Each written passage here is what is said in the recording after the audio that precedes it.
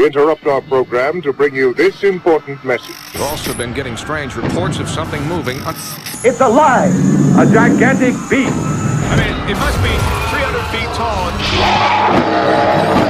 Oh god, it's gargantuan! Yes!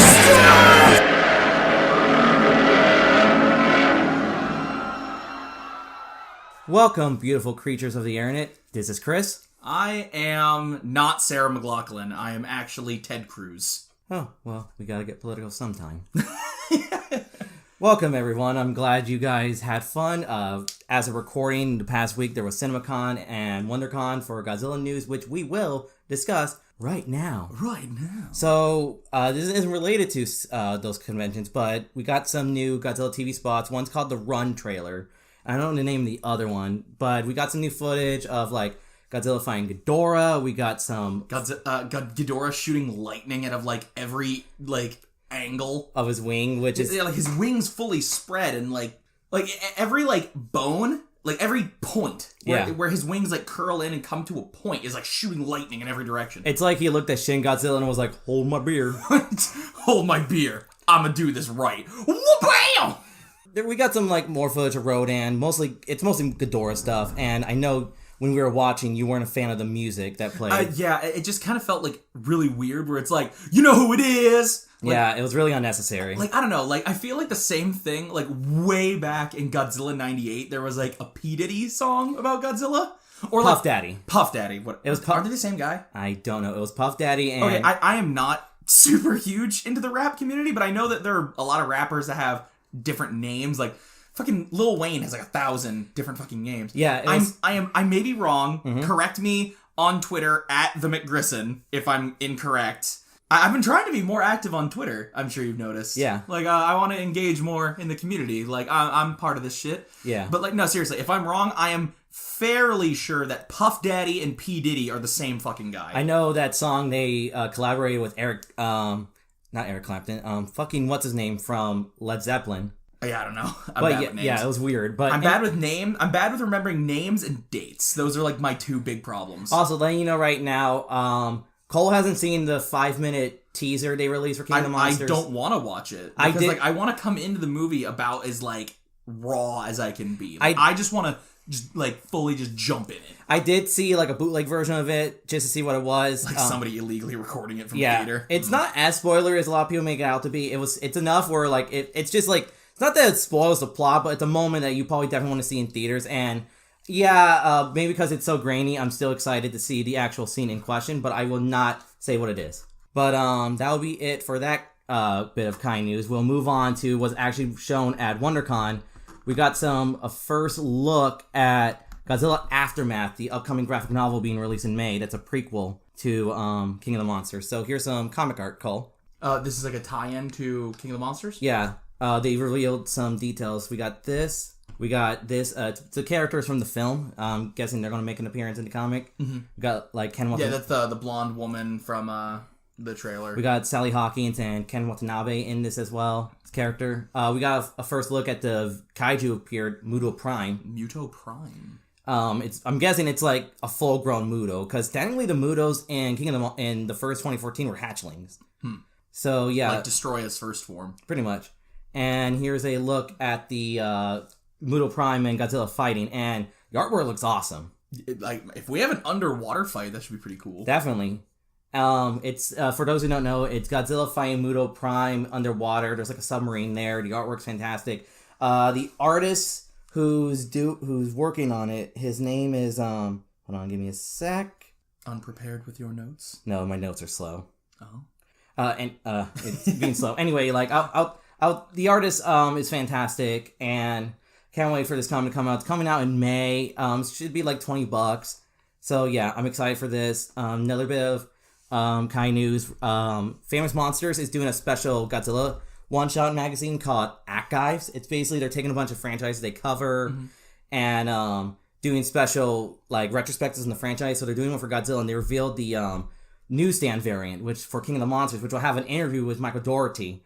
And it shows, like, this awesome image of Godzilla fighting Ghidorah, and I love the tornadoes are coming his next. Yeah, I like also the idea of, like, because, like, the bit in the trailer, that's like used in every trailer of Godzilla shooting his atomic breath straight up. Yeah. I'm always wondering, like, what is he doing that for? There is an explanation. It's, according to Michael Dougherty, it's a call to arms.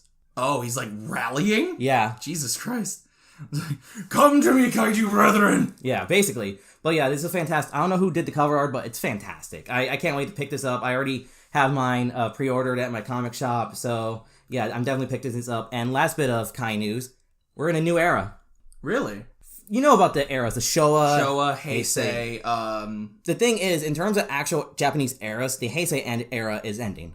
Mm-hmm. We're now going to be in the Reiwa era on May 1st. Reiwa. And we're new Goji, new traditional Toho Goji. Some people are debating where to start it. A lot of people are not counting Godzilla 2014 because we don't count Godzilla 98 in terms of the eras. Well, yeah, because they're American made. Like, I feel like when it comes to like the era kind of filming, it's usually specifically only the specifically Toho made films. Yeah, and a lot of people are thinking we should start with Shin. Shin, because technically, the first Heisei era Godzilla film was still in the Showa era of Japan. Yeah. So yeah, let's have Shin be the first Reiwa era for Godzilla. Reiwa. That's gonna be interesting getting used to a new name. At least we finally got a name. I spoilers for what we're covering today. When I was watching that video by Comic Tropes for the comic, to like just kind of like fill in some more notes or anything that I might have missed. Yeah. He mentioned like I guess like different names because they're named after the emperors. I get that, like Showa and Heisei, but then he got to like there was what's Godzilla 2000 a part of? Is that Millennium? Yeah, the Millennium series. Which basically fans named that because we needed something to separate from the Heisei era. Yeah, the Millennium series, and then there was like two, and I think it was the Godzilla anime, the first Godzilla anime movie, because that was the only one that was out at the time he made that video. Yeah.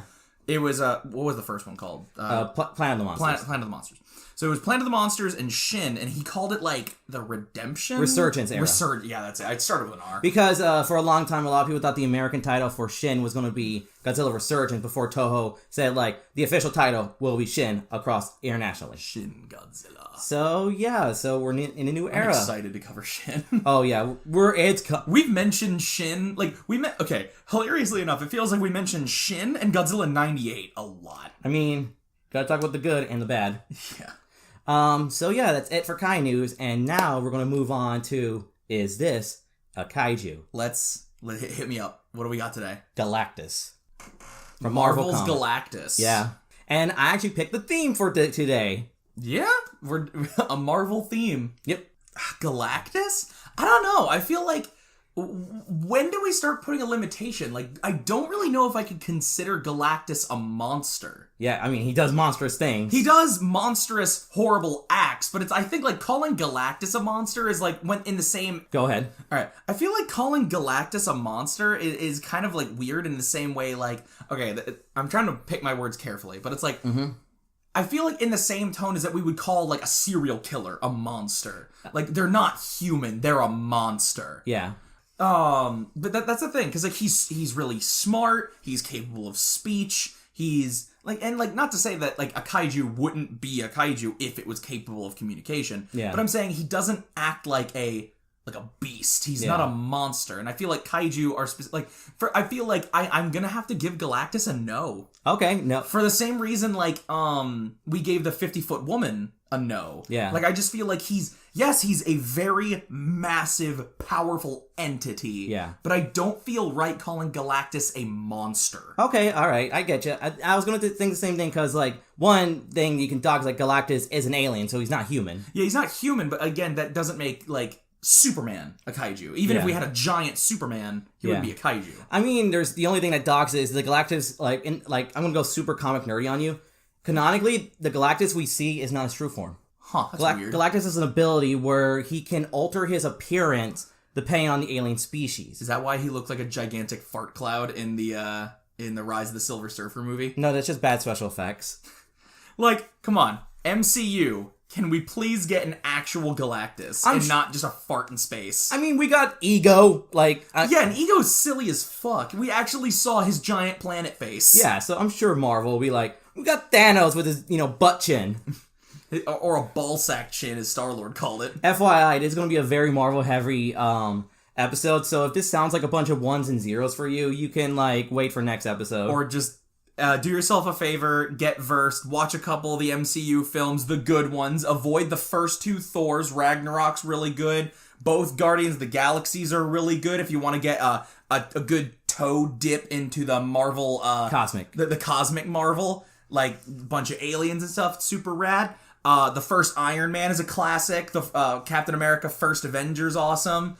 Civil War, I feel, gets a bad rap, but I still... Really? Yeah, there are a lot of people who don't like Civil War. I love Civil War. I mean, I see more praise out of Civil War. Really, though? Like, I don't know. Yeah. I've seen a lot of hate thrown at Civil War. I feel like it's... Maybe we're in different circles. I don't know. Like, I feel it's good. Infinity War, I don't even need to say anything. I'm sure you've seen Infinity War, judging by the box office. Oh, Jesus. Okay, so yeah, very Marvel-centric episode. And now that we got our answer for Is This Kaiju, we can drop the bomb of what we're talking about today. So, before we go on our little break, we're going to talk about Marvel's Godzilla run. Yes, So, a 24-issue series of officially Toho-approved Marvel, it's got Avengers in it. We'll get into it after the break. But Marvel's Godzilla comic. All right, so we're going to take a little break, and we'll be right back. Hey guys, quick commercial break, and I just want to tell you guys about the official Gargantucast Patreon page. For as little as $1 a month, you can show your support and give reward along the way, such as artwork by the official Gargantucast artist KaijuZilla98, votes for the next episode topic, and even merch. Yes, we even have merch, like any good podcast should. And any show support is much appreciated, because Gargantucast is independent, which means I gotta pay for everything. From my equipment, to programs, to research materials such as movies, figures, and books, because we all know the kaiju life is very expensive. So, once this episode is over, please check out the official Gargantucast Patreon page in the link down below if you're on YouTube, or you can look it up on Patreon if you're listening to wherever you listen to your podcasts. And we're back, ladies and gentlemen. Woohoo! So, let's talk about a little bit of history of Godzilla in comics in terms of America. So, this is 1977. Marvel released their first, not their first, but one of their first licensed comic, which is Godzilla King of the Monsters. And beforehand, the only other Godzilla comic to be out was a quick one-shot promo for Godzilla vs. Megalon. Question. Yes? Before we get into this, can we have a small tangent, because I just remembered this existed. Yeah? And I flashed back. Okay. When did Godzilla vs. Barkley come out? It's Dark Horse, so sometime in the 90s. I don't know when. It's okay. somewhere in the 90s. We have to cover that at some point. I mean, I do plan on covering the Dark Horse comic run, so we can talk about that. It's one issue, so we could... So we'll have like a little bit, maybe like devote like 5 minutes of the episode to that. Yeah. But just to whet your appetites, there is a comic where Godzilla has a basketball game with a giant Charles Barkley. Yeah, and Godzilla wears fitting Nikes. You know, they make Nikes for Godzilla. You know, the comic was a tie into a commercial that was like... Yeah, I know. Kind of like how the same thing with Space Jam. Yeah. So anyway, a little bit of backstory about this comic. So in 1972, Stan Lee, who was the head of Marvel at the time, was been trying to get the rights from Toho for an official Godzilla comic for a long time. And first, Toho is infamous for being a stickler for the copyrights. Oh, they're very stingy, very, very collective and protective of their IPs. Yeah. So it took them another 5 years for them to this is my original kaiju, do not steal. Yeah.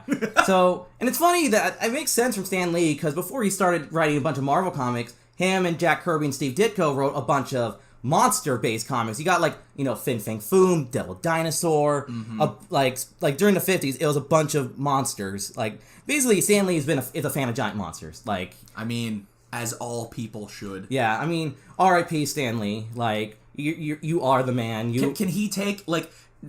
Okay, we saw Shazam last night. At last night of recording. Okay, yeah.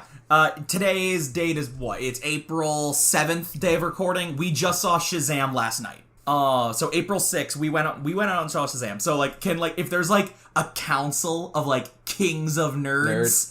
Stan Lee definitely has, a permanent fixated throne in the kings of nerdom. Oh, totally. But, going back to the comic, so they finally got the rights to it, and I actually have trade paper, the official omnibus right here. The black and white essential all 24 issue trade back. Took me a bitch to find it, but I do have it. And the comic is officially written by Doug Moeck. And just to prove it, hold on, I'm gonna. It's real. Yeah, not digital download.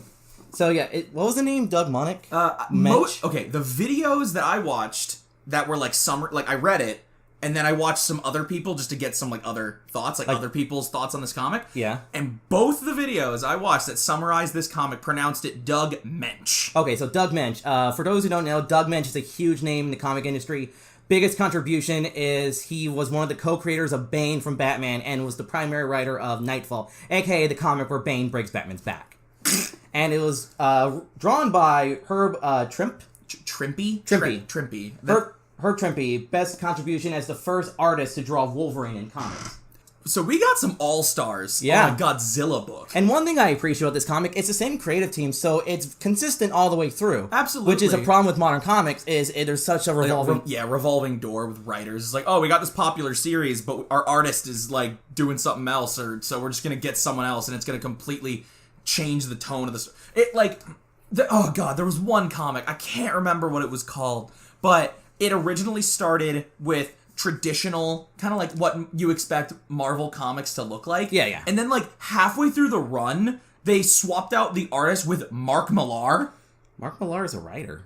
You mean... No, he does the art for Kick-Ass, doesn't he? No, that's John Straczynski? No, John Romita Jr. John Romita Jr. I'm bad with names. I just said I'm bad with names. Yeah. John Romita Jr. They swapped it out with John Romita Jr., who has such... a unique art style. Like, his own style. Oh, God, like, it'd be like...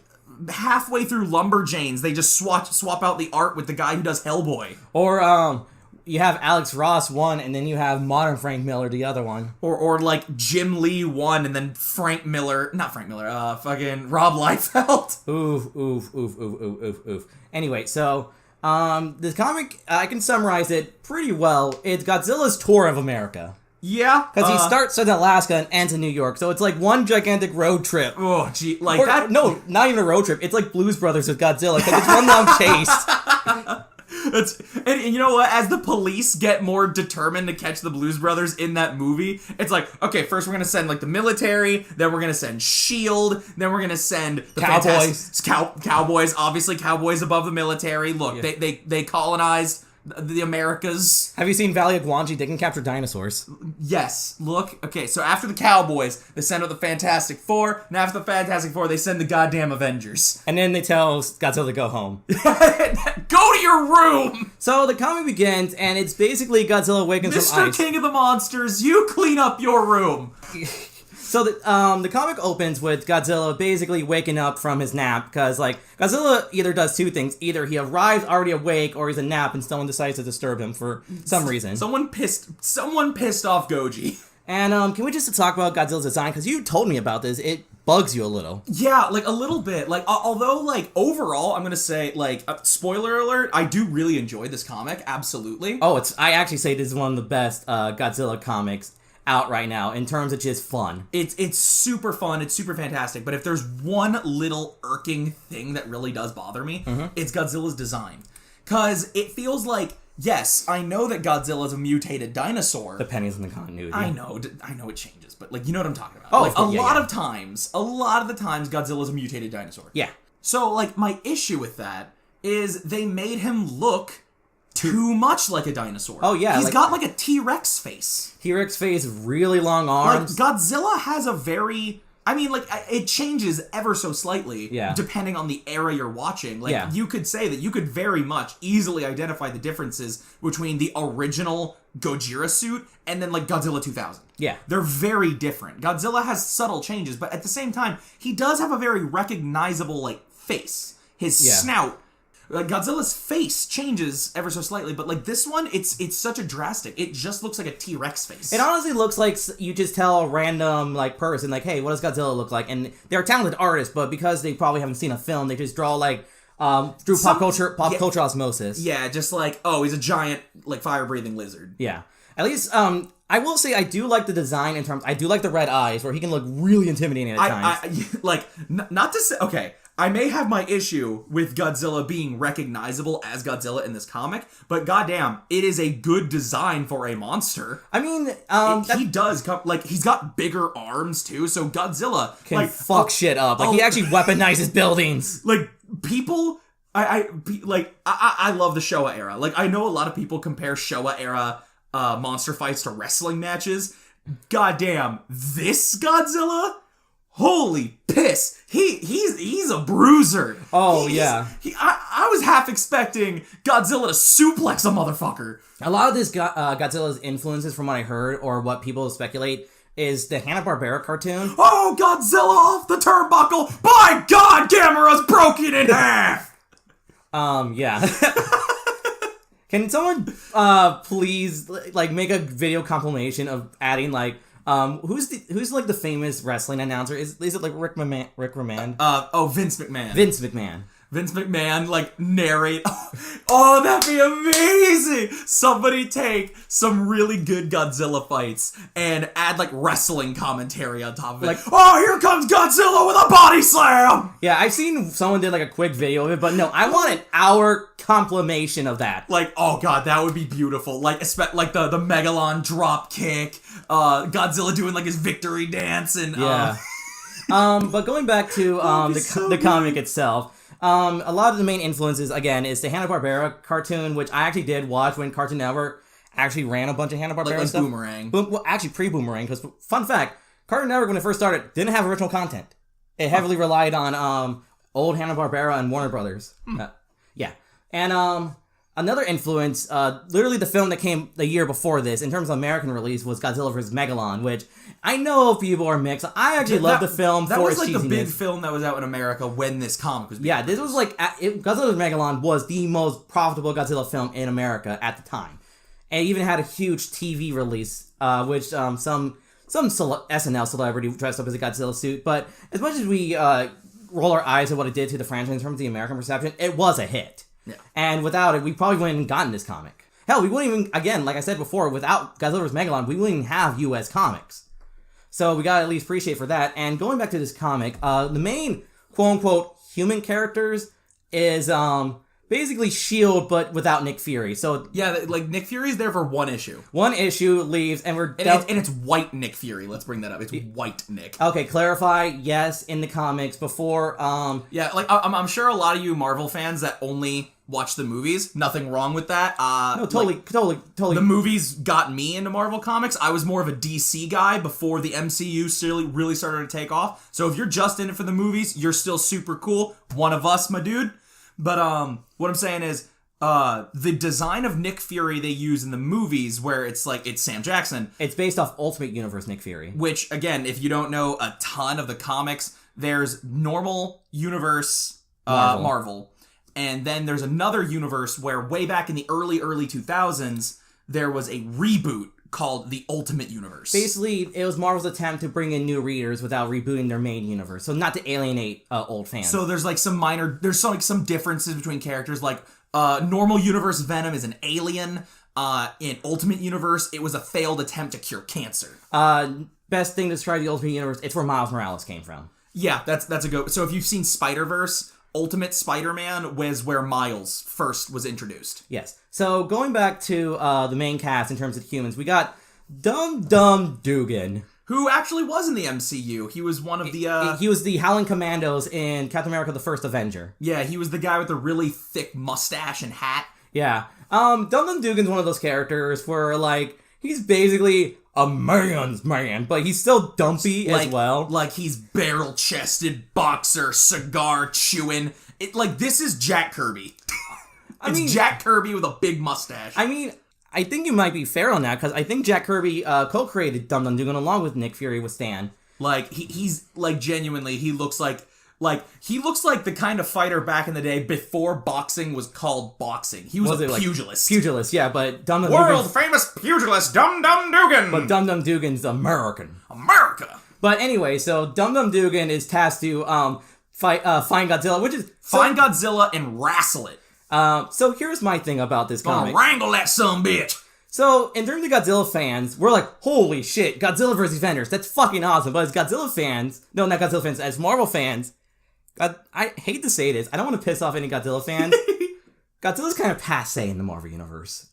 I mean, like, yeah, we've dealt with, like, fucking eldritch horrors and, like, time-traveling wizards and... A glove that can alter reality with, like, magical space rocks. Like, casual human-sized people who have the power to warp reality.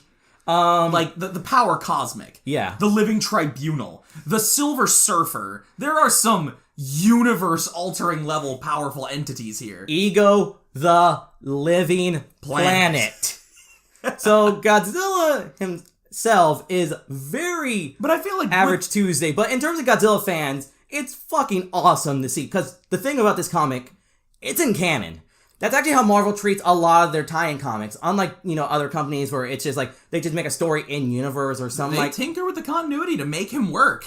Another example is Marvel had the Transformers comics, and they were in canon. That's so good. In fact, we have Optimus Prime fight Godzilla? What's funny, there was a scene where Dum Dum Dugan appears in the Transformers comic, and they made a reference to Godzilla. That's awesome! Like, well, they didn't say him by name. There was like a scene where Dum Dum's like, "Oh, there's something happening in Colorado," and Nick Fury's like, "If it's that giant green lizard again, I'm not dealing with that."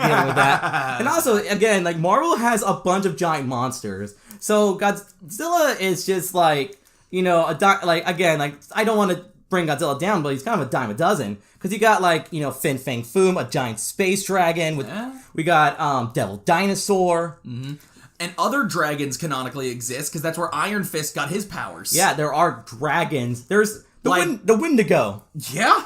Yeah, like, Marvel loves monsters. In fact, I haven't read it. I hope there is a reference to Godzilla, but 2 years ago, Marvel had an event that's a tribute to their monster eras back in the 50s called Monsters Unleashed. And one thing they introduced is a new character called Kid Kaiju. His power is he can this is my I'm going to say this right now. This is my new favorite superpower. He can draw kaijus to life to fight for him. Like Akane from it's Akane, right? The main villain from Gridman. Gridman. Yeah, it's yeah. Gridman quadruple S. Well, like Akane basically carves kaijus to life. Well, she has a help with Alexi. Yeah, but still, going back. Sorry, I'm super nerdy now in this episode. We'll get to Gridman. We will get to Gridman. All right, so going back to this comic, so Dum Dum Dugan, he basically creates a posse of like kaiju experts. So we got Yuriko, Dr. Yuriko. I cannot remember. If you hand me the book, I'll thumb through it a little bit and try to find his name. Yeah. But yeah, we got Dr. Yuriko. He appears pretty early on. Yeah, I think he was. I think he literally was in the first issue. We have his grandson. I believe it's his grandson. Where was it? I'm seeing him here. I just need to find Dr. Takiguchi. So Yuriko Takiguchi, who basically kind of implied that Godzilla 54 is in canon with the Marvel Universe. Yeah. No, seriously, they say his origin where he was awakened by an atomic blast and attacks Tokyo, and I'm like, that's literally the event of Godzilla 54. So in canon of the Marvel Universe, actually that makes before someone says Gojira attacked Japan, and before someone says, "Where was the superheroes?" So I'm going to be a little nerdy. At the time of this comic, we can say the Marvel Universe, the heroes have been around for like 4 or 5 years. We had the World War II heroes, but there was canonically in the 50s in Marvel Universe there was Cap was frozen, Namor fucked off. There was no superheroes. So also, can we bring up, even if Cap wasn't frozen, can we bring up a very good point? What in the holy mother of shit is Captain America gonna do to Godzilla? I don't know, patronize him. I'll colonialize Godzilla. Make him. He'll basically make Godzilla. No, Captain America will say such a beautiful speech about heroism and doing the right thing that Godzilla will be so moved he'll cry a single tear and then go back in the ocean. Spoilers for the ending, by the way, of this comic, and it doesn't involve Captain America. But one thing about just my theory, like my own headcanon. So when Godzilla attacked in universe, the events of Godzilla 54, there was no superheroes. I mean, essentially. And they do reference, he fought other monsters, but because Toho is real stickler, when you buy Godzilla, you have to buy all the monsters separately. It didn't take until IDW to officially have a Godzilla comic in America to have all the monsters. So in this, we had, diet versions or, store brand monsters that slightly resemble the Toho monsters. It's the RC Cola of kaiju. So we got, diet, RC Rodan, which kind of looks like a short neck version of the giant claw. We get that one weird one that, like, okay, some of them I will say look more like Showa. What was the first era of Gamera? Showa era Gamera. A lot of them, like the one, like there's a specific part in the comic where Godzilla is kidnapped by aliens. Oh yeah. And they make him fight monsters. Yeah. Just like, oh, we need to use Godzilla as a powerful weapon against other kaijus that from another alien race that we're at war with. So it's basically invasion of astro monsters, but the Zillions don't backstab humanity in the back. And genuinely, it does kind of like a lot of them are really weird and silly looking, and it reminds me of Showa era Gamera monsters. I even top like knife face. Not even that. I'll top it. They don't look like Showa era Gamera films. They look like Ultra Kaiju. Weirder Ultra Kaiju, not the badass ones. Ultraman Kaiju. Okay, there are some badass ones. There are some badass. I assure you.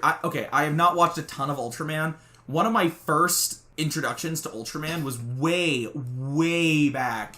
I watched a Let's Player who played this Japanese exclusive Ultraman fighting game on the Super Famicom. I do need to play that. It was an Ultraman fighting game on the Super Famicom, and like the first monster looked like a giant spiky testicle. Yeah, but going back to the comic, so Godzilla basically, like the first 17 issues, it's one long chase. Yeah, it's basically Godzilla fucking shit up and Dum Dum Dugan trying to chase him down and like either contain, kill, or like get him away from stuff. Like second issue, Godzilla fights the champions, which is basically Marvel's San Francisco hero team, which consisted of Hercules, Black Widow, Iceman, and sometimes Ghost Rider. I saw a couple. Ghost Rider is a frequent member of the original. But he's champions. not like a permanent staple. Yeah, I mean it's Ghost Rider. He's never a permanent staple of any team because it's fucking Ghost Rider. Yeah, Ghost Rider's too busy doing Ghost Rider. And there's stuff. Angel, and like that. I love that the champions were the first heroes Godzilla fight because it was not a fair fight. The only person that had a decent chance to do something with Godzilla. Oh, I'm Black Widow. The military failed to take down Godzilla, but maybe my guns will affect him. Hey, I'm Iceman. I'm sure. Apparently, I guess Black Widow is assumes she's from the One Piece world and can fucking infuse her bullets with hockey. Or Iceman's like, oh, Godzilla woke up from ice. Maybe I could freeze him again. I'm sure that'll work. I mean, like, okay. Maybe not back then, but with the knowledge of Iceman we have today, where he's an Omega-level mutant. Yeah, fun fact, Iceman is as powerful, if not more stronger, than, like, the likes of Magneto. Like, fucking Iceman is scary. Like, you know how, like, in a lot of Fantastic Four media, Reed Richards talks about Johnny, Human Torch, that he could make his flames so intense, he'd be like a human supernova, and he could, like, incinerate the entire planet. Yeah. Basically, the exact same thing could be said about Iceman, but instead of fire, it's ice. Like, he could become so cold, he could freeze the entire atmosphere. And I remember reading this one comic where they said if he wanted to, within minutes, he could cover the entire planet in a 3-mile thick sheet of ice. Yeah. So, but this is like, you know, Bronze Age Iceman, so he's not that strong. Yeah, he's not there yet. He's just kind of like skating around on his ice bridges and shooting icicles at people. And one thing that was a missed opportunity about this comic is because Godzilla's an atomic era monster, he doesn't fight the Hulk. Oh yeah, no, not even a mention of the Hulk. Yeah, like Godzilla. The closest we get to the Hulk is the Thing, because he fights the Fantastic Four and Hercules. Like Hercules basically flips Godzilla over. Oh yeah, fucking, it's amazing. Yeah, like, Hercules throws Godzilla and lays him flat on his ass. Yeah, but it's sad that we didn't get Hulk versus, especially that, you know, Hulk was, you know, mentioning about, you know, fears of the atomic era. That would be an amazing fight. Like, imagine, like, Hulk tanks an atomic breath. Yeah. And all that radiation, like, beefs him up and makes him stronger, and he goes in and decks Godzilla. Oh, that'd be dude, I'd pay money to watch that. But one thing that's about this comic, the biggest loser of this comic, Dr. Demonicus. Dr. Demonicus, he was complete, like, this was his first thing. He was introduced in this. And he became an Iron Man villain every now and then. Okay. I just want... Okay. Pitching this. Mm-hmm. Everyone listening to this right now, if you're listening to this in your car, wait till you're parked. If you're listening to us at your computer, please open another tab, and I need you to go to Google Image. Search Dr. Demonicus. It's spelled probably exactly the way you think it is. Google search Dr. Demonicus and tell me, I dare you to tell me he doesn't look like one of the Mads from an MST3K series that never happened. Or a villain from The Tick. Yeah. But, like, no, genuinely, I could see this guy working for Kinga in the newest season. In the newest season. Like, if they do, like, another gauntlet. Please do. If they do another gauntlet with MST3K, like, I could see, like, oh, Kinga's out sick, so here's another Mad. This is Dr. Demonicus. But, Dr. Demonicus basically unleashes his own, like, reject monsters. Like, one of them straight up a Mothra ripoff. Yeah, he's basically, like, a bioengineer, and, like, his main form of, like, causing terror is just, like, oh, I make monsters. He kind of reminds me of Dr. Animo from Ben 10 a little bit. But not as cool. Okay, I was about to say not as silly, but that's a lie. No, I will say Dr. Animo has his moments. Yeah. But another thing about this comic is that one weird Las Vegas issue. Yeah, that was... It tried to be poetic, like, you know, Godzilla's like, should I destroy Las Vegas? And during this time, the comic heavily focused on this one gambler where he's about to spend his... God, that was so... I was like, what? Why? Why is this happening? What? Yeah. And also, can we talk about... Mm-hmm. I get it's Las Vegas. Yes. It's called Sin City for a reason. But they don't evacuate the casinos. Yes. Why are the casinos still in operation during a goddamn kaiju attack? Again, this is the Marvel Universe, so that's an average Tuesday. Like, seriously, I wouldn't be surprised if fucking, does Angel Grove still operate the juice bar during a Power Ranger fight? Apparently, I mean, I've seen... Like, oh, yay, great, we fought a giant monster, let's go get a smoothie. No, straight up, they go to, like, the juice bar, like, sometimes after a battle. Yeah, so I guess, so guys, if you're ever during a kaiju attack and you desperately want to try and make some money real fast, hope you live in Nevada. Yeah, so, one thing about this comic that's hilarious, at 17 issues in, Dum Dugan finally remembers he's in the Marvel Universe. Off the fucking rails! The last 7 issues is a fucking roller coaster ride of silliness, goofiness, and awesomeness. Oh my god, Chris read this first, and then he gave me the essential to read. Yeah. I honestly, he warned me how silly it was, but when you get 17 issues in out of 24, and it's been silly. Yeah. It's been a little silly, but, he hyped it up so much, and I'm like, 16 issues in, it's not that weird, it's a little silly and all, but then 17 just fucking... if issue 17 needs to become, a new slang term for when shit gets fucking weird out of nowhere. We'll try to make that a new recurring joke here. So this is when the film goes completely issue 17. Yeah, we'll do it. Or hopefully we'll remember to do it. It absolutely, this is the part Chris was hyping. Yeah. It gets real weird real fast. So, basically, once they reach issue 17, Dum Dugan, again, remembers, oh, I'm in the Marvel Universe. So I'm gonna go talk to Hank Pym. Ant-Man. Yes, Ant-Man. Hank Pym, the original Ant-Man, not Scott Lang. Yeah. Scott Lang is Ant-Man in the MCU, but Hank Pym is there, and he was Ant-Man in the past. So he talks to Hank Pym. Get some Pym particles. Get Pym particles, and I'm gonna shrink down Godzilla to the size of, a rabbit and put him in a cage. And it works. And then someone fucks it up immediately, drops the cage, and Godzilla gets into the sewers. But we were forgetting one thing. What? Human-sized Godzilla gets his ass kicked by Dum Dugan. Yeah, when Godzilla's shrinking, he shrinks pretty slow. It's not just he's the size of it. No, it's like a slow process. So he's shrinking down, and once about the time the Godzilla's around to the 7-foot, 6-foot range, Dum Dugan gets into he is the first, and as far as I am aware, the only human to get into a legit fist fight with Godzilla and win. He fucking punched Godzilla in the face. That man has the most massive, hardest, diamond-infused, nanite-enriched balls of ever seeing the light of creation. Also, we're forgetting to mention one thing. Red Ronin. We have completely...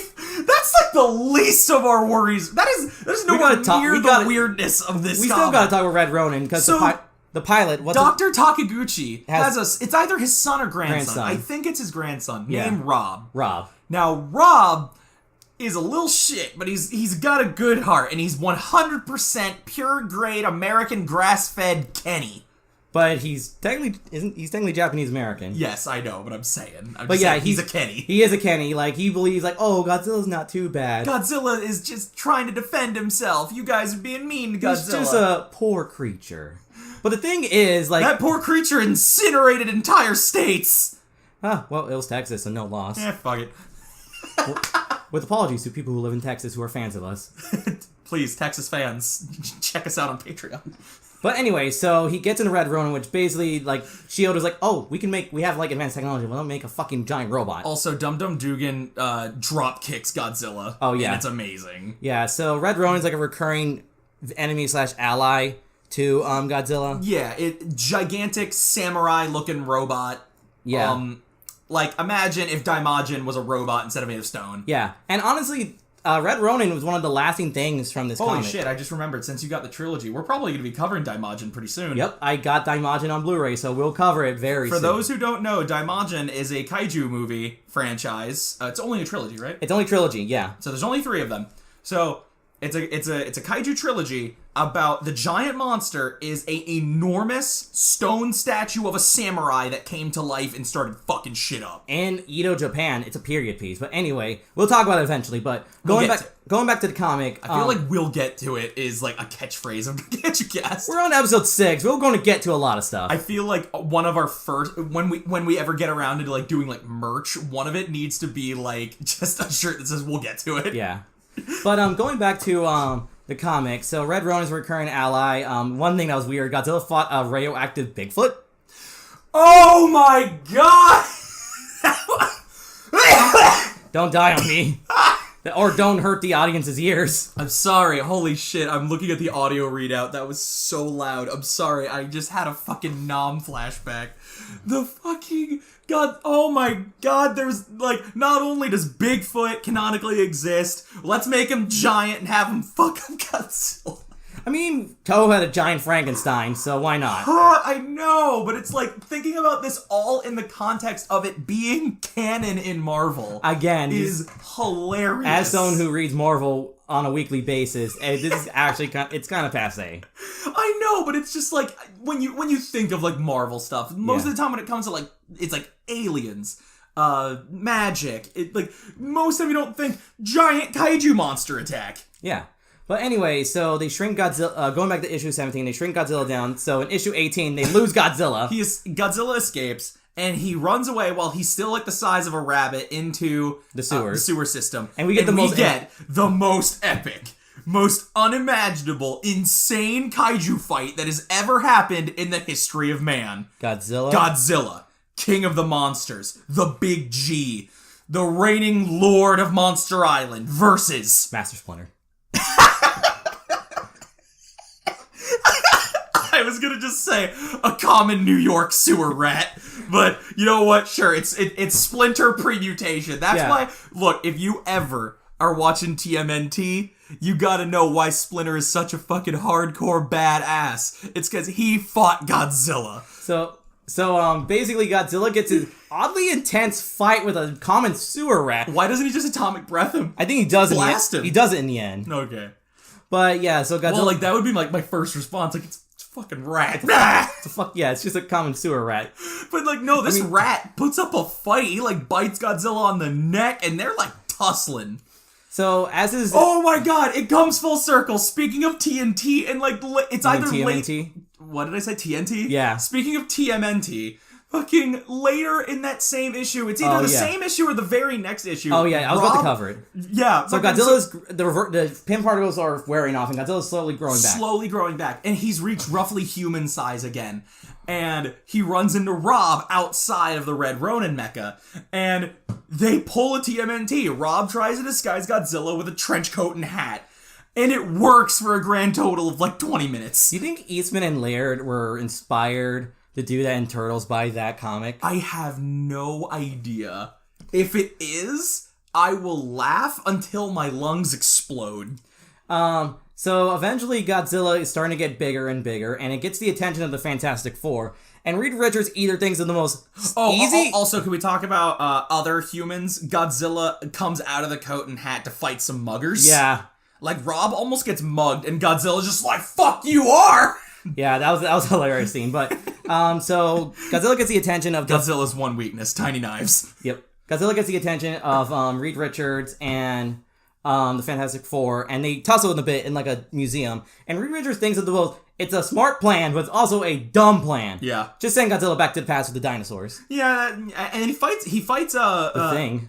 Yeah, he fights the Thing, but I was saying, like, When he I goes- was following what you said, where he fights Devil Dinosaur. Devil Dinosaur and Moon Boy. Moon Boy. I was gonna say Moon Girl for some reason. Moon Girl is a modern character in the present day because apparently Devil Dinosaur is immortal. Godzilla fights Moon Boy and Devil Dinosaur. And it was pretty cool. And then they team up, which is pretty awesome. Like Devil Dinosaur is considered one of Marvel's quintessential hero monsters in terms of kaiju related.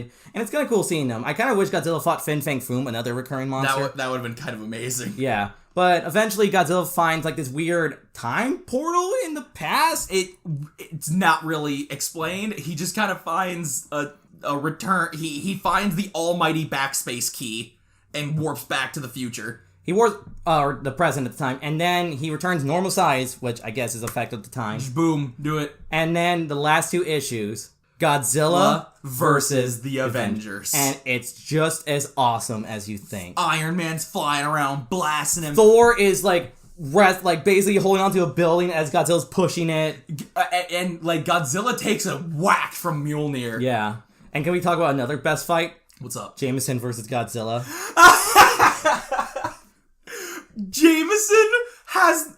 Okay, I don't know who has bigger balls. Dugan or Jameson? Dugan punched Godzilla in the mouth, but fucking Jameson Yells- leans out the window. Yells at him to leave. And yells and, he's 5 seconds away from telling Godzilla to fuck off. Yeah. Just about to curse out Godzilla. Just, hey, what are you doing? You're ruining my papers. Yeah, it's fantastic. Damn it, Parker! It's fantastic. We got a really solid fight, but then Rob comes back again and basically has this heartfelt speech where he's he Kenny's his heart out. yeah, this is Oscar winning level Kenny-ism, and tells Godzilla you're hurting. This is people. life-threatening amounts of Kenny. Yeah, you're hurting people. You're not a monster. Go home. Just go. No one will follow you. You'll be where you need to be. And Godzilla just leaves. He's just like, yeah, fuck it, I'm tired. Godzilla just realized I'm not leaving because of this. I'm leaving because my book got fucking canceled.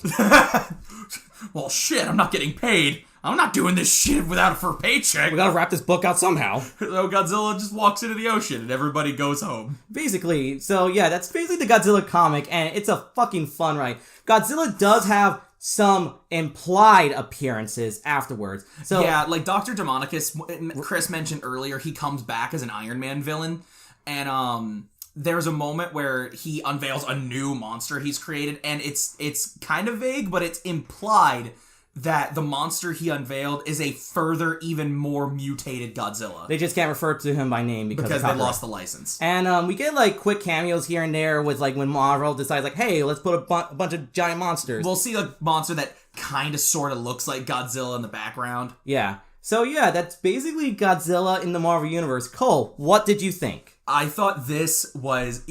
God, it is an escalation of just silliness, ridiculousness, absolute fucking madness, and it is everything I love in the kaiju genre. And the comic book genre, too. It is a... If you are a Marvel fan, you owe yourself to read this. If you're a Godzilla fan, you owe it to yourself to read this. If you're just a fan of ridiculous storytelling and action set pieces, it's absurd. It's wild. It's every fucking synonym for crazy, and I love every fucking page of it. What would you be your rating? I have for genuine, all in all, if our scale is just based off how much fun I had with it, this has to get a solid gold 5 cigar chewing badasses out of 5. Well, I can't be I gotta be a little critical on this only because there's just sometimes where the comic drags, but overall this is a solid Godzilla comic. Not serious, but if you just want a comic that's very Showa era, this is the best. Unfortunately, this... Also, hold on. I'm there sorry. There we go. I just want to tweak something. But yeah, this is a good Showa era comic. If you're a fan of that, definitely check this out. It's sad that this trade I got is out of print. I paid $30 for it, so please try to find a good deal on eBay or at a convention or a comic shop if you can find it. But my overall rating, I'll give it 4.5 yelling Jamesons at Godzilla's out of 5.